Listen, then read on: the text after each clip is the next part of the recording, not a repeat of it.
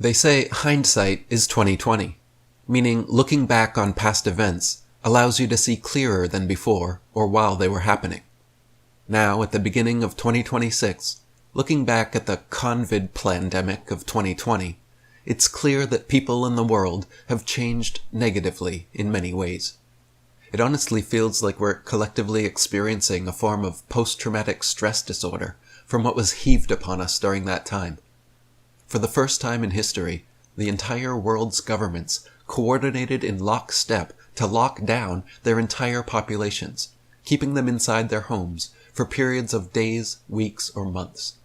All the world's governments forced us to wear masks, socially distance 6 feet away from everyone, compulsory quarantines and vaccinations for travel, and abide by illogical, ever-changing mandates all over a strain of the flu no more dangerous or deadly than the yearly seasonal flu that mostly affected the elderly or people with pre-existing conditions. To have such a coordinated and complete shutdown of basic societal functions worldwide for such an illogical reason was insane.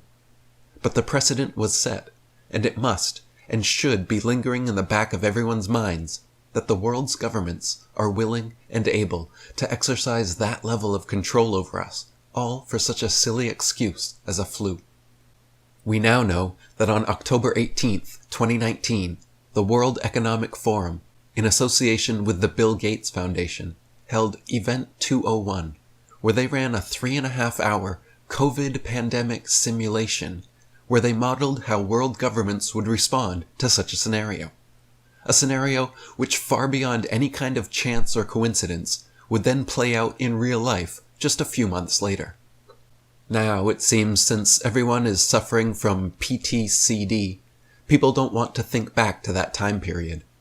But if history's lessons aren't learned, then they are doomed to be repeated. And it seems to me that the Convid Plandemic was likely just a test run, a warm-up to the main event. The world's governments needed something with worldwide effect, like a pandemic, to give them the necessary excuse to exercise such an unprecedented level of coordinated control over their populations. It seems Convid made for a good test run, and they passed the test with flying colors. We, the population, failed the test, sheepishly acquiescing and conforming to the ridiculous regulations. I don't know which is scarier, the world's governments literally turning Earth into a concentration camp overnight, or the hordes of mindless drones self-policing themselves and others to fall in line with whatever new illogical mandates are made. With the US holding $38 trillion of unpayable debt, continued hyperinflation and dollar devaluation will most likely lead to an eventual domino effect of collapsing currencies, recession, and depression. Knowing their Hegelian dialectic of problem-reaction-solution, and how they, quote, never let a good crisis go to waste, as Rahm Emanuel said, they will most likely use this unique time in the world's economic and political history to launch the New World Order's long-planned vision of a one-world digital currency system, to eventually do away with cash entirely, leaving everyone completely dependent on digital money. Ones and zeros in your cell phone that can be shut down if you do or say the wrong thing. Money that is inaccessible unless you jump through all the hoops, dot all the I's, and cross every T the banks and governments demand of you. They even tried to demonize cash money during COVID, claiming that us handing each other our dirty paper bills was helping spread the boogeyman disease. But there's a reason they say cash is king, and a cashless society would mean fully digital, fully traceable, and fully controlled. That means you can't earn a bit of cash from a summer job, no more money in birthday cards, no more piggy banks to teach children about the value of earning, no more saving cash under the mattress just in case, no more odd jobs from neighbors, no more charity collections or cash gifts from loved ones. What it means is banks having full control over every single penny you own. Access to all your money can be blocked at the click of a button for a variety of reasons. You will have no choice but to be taxed for every single dollar you make, and the government will decide what you can and cannot purchase. If anything you purchase is deemed questionable, suddenly all your money can be frozen. Physical cash has been used for thousands of years, giving the owner privacy, security, independence, and control over how they trade with the world. The news stories coming out during COVID, claiming people were contracting the disease from paper bills, was clear propaganda to demonize cash. Because just think about it. If you can catch COVID from cash, you can catch it from a card too.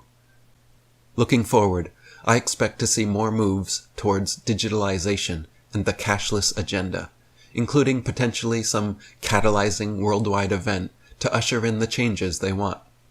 The 2020 test run, using flu as an excuse, worked well for the powers that be. The next event could be an asteroid threat, world war, or even a fake alien invasion, as outlined in Project Bluebeam and warned by NASA Director Wernher von Braun. If hindsight is 2020, then foresight is 2030, when they claim we will own nothing and be happy. But if we can continue to awaken the masses to their agenda, then the New World Order will be dead upon arrival. How about we own everything and be happy? How about we keep our cash, keep our physical, tangible assets, and start buying back the physical world with our digital wallets? Pay cash whenever you can, and remind people of the dangers of over-digitalization. The Iberian grid blackout on April 28, 2025, for example, caused Spain and Portugal to be unable to access their bank accounts or ATMs, and businesses couldn't run people's cards until the electrical grid was able to come back. During that time, physical cash in people's hands was the only way commerce was able to continue. Imagine a blackout that lasted for weeks or months. Imagine if that happened to a completely cashless society. If you agree with this message and want to warn people like I do, please help share this video on your social medias. Consider subscribing and leave a like or comment. Thank you.